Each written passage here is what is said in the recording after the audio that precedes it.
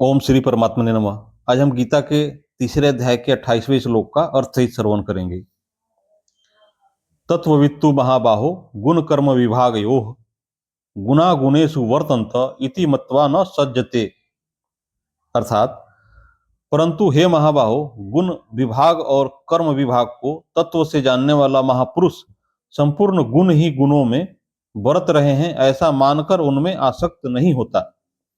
व्याख्या: तत्ववित्तु महाबाहो गुण कर्म विभागयोः अर्थात पूर्व श्लोक में वर्णित अहंकार विमूढ़ आत्मा, अहंकार से मोहित अंतःकरण वाले पुरुष से तत्वज्ञ महापुरुष को सर्वथा भिन्न और विलक्षण बताने के लिए यहाँ तू पद का प्रयोग हुआ है।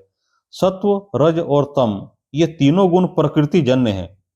इन तीनों गुणों का कार्य होने से संपूर्ण सृष्टि त्रिगुणात्मिका है। अतः शरीर, इंद्रियां, मन, बुद्धि, प्राणी, पदार्थ आदि सब गुणमय ही हैं। यही गुण विभाग कहलाता है। इन शरीरादि से होने वाली क्रिया कर्म विभाग कहलाती है।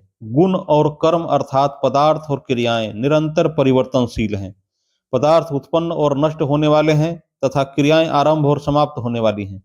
ऐसा ठीक ठीक अनुभव करना ही गुण और कर्म विभाग को तत्व से जानना है।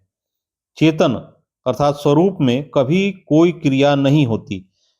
वह सदा निर्लिप्त निर्विकार रहता है, अर्थात उसका किसी भी प्राकृत पदार्थ और क्रिया से संबंध नहीं होता।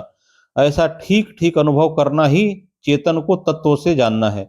अज्ञानी पुरुष जब इन गुण विभाग और कर्म विभाग से अपना संबंध मान लेता है तब वह बंध जाता है। शास्त्रीय दृष्टि से तो इस बंधन का मुख्य कारण अज्ञान है, पर साधक की दृष्टि से राग ही मुख्य कारण है।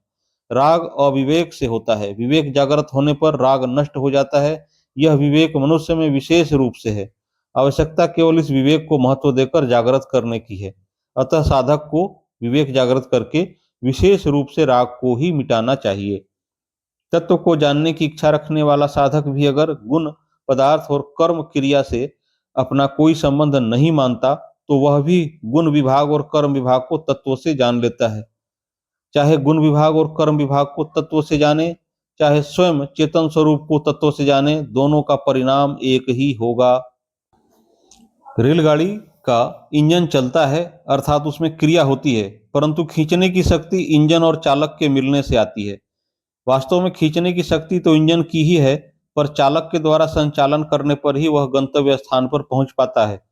कारण कि इंजन में इंद्रियां, मन, बुद्धि नहीं है, इसलिए उसे इंद्रियां, मन, बुद्धि वाले चालक मनुष्य की जरूरत पड़ती है।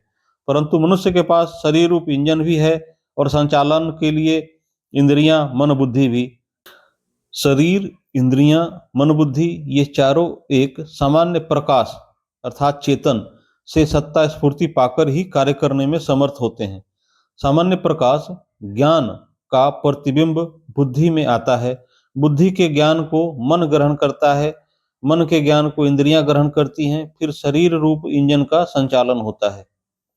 बुद्धि, मन, इंद्रियां, शरीर ये सब के सब गुण हैं और इन्हें प्रकाशित करने वाला अर्थात इन्हें सत्ता स्फूर्ति देने वाला स्वयं इन गुणों से असंबद्ध निर्लिप्त रहता है। अतः वास्तव में संपूर्ण गुण ही गुणों में बरत रहे हैं।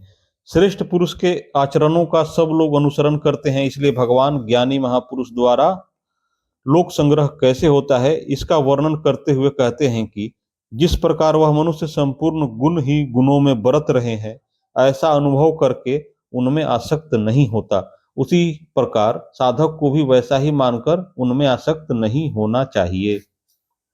विशेष बात, कर्मयोगी और सांख्य योगी दोनों की साधना प्रणाली में एकता नहीं होती। कर्मयोगी गुणों, शरीरादि से मानी हुई तो एकता को मिटाने की चेष्टा करता है, इसलिए श्रीमद् भागवत में कर्मयोगस्तु कामिनाम कहा गया है। भगवान ने भी इसीलिए कर्मयोगी के लिए कर्म करने की आवश्यकता पर विशेष जोर दिया है। जैसे कर्मों का आरंभ किए बिना मनुष्य निष्कर्मता को प्राप्त नहीं होता। योग में आरूढ़ होने की इच्छा वाले मननशील पुरुष के लिए कर्म करना ही हेतु कहा जाता है। कर्मयोगी कर्मों को तो करता है पर उसको अपने लिए नहीं, प्रत्युत दूसरों के हित के लिए ही करता है, इसलिए वह उन कर्मों का भोक्ता नहीं बनता। भोक्ता न बनने से अर्थात भोक्तृत्व का नाश होने से कर्तृत्व का नाश स्वतः हो जाता है। तात्पर्य यह है कि कर्तृत्व में जो कर्तापन है वह फल के लिए ही है।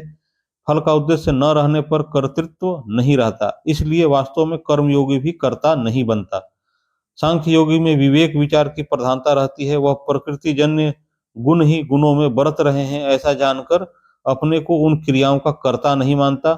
इसी बात को भगवान आगे 13वें अध्याय के 39वें श्लोक में कहेंगे कि जो पुरुष संपूर्ण कर्मों को सब प्रकार से प्रकृति के द्वारा ही किए जाते हुए देखता है और स्वयं आत्मा को अकर्ता देखता है, वही यथार्थ देखता है। इस प्रकार सांख्य योगी कर्तृत्व का नाश करता है। कर्तृत्व का नाश होने पर भोक्तृत्व का नाश स्वतः हो जाता है।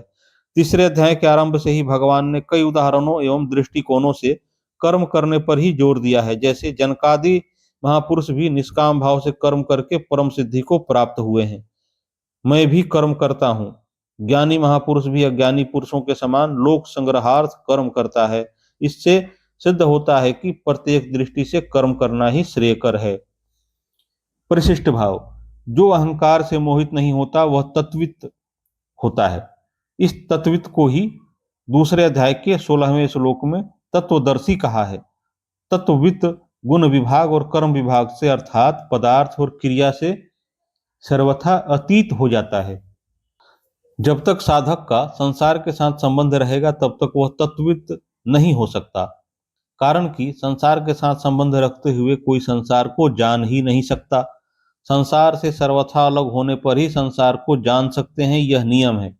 इसी तरह परमात्मा से अलग होकर कोई परमात्मा को जान ही नहीं सकता। परमात्मा से एक होकर ही परमात्मा को जान सकते हैं, यह नियम है। कारण यह है कि वास्तव में हम संसार से अलग हैं और परमात्मा से एक हैं। शरीर की संसार के साथ एकता है, हमारी स्वयं की परमात्मा के साथ एकता है। नारायण नारायण नारायण। अगली वीडियो में हम गीता के क्रम से श्लोकों का अर्थ सहित श्रवण करेंगे। कृपया इस चैनल को सब्सक्राइब कर ले ताकि कोई भी वीडियो मिस ना हो, और यदि वीडियो अच्छी लगी हो तो लाइक करना ना भूलें। जय श्री कृष्ण।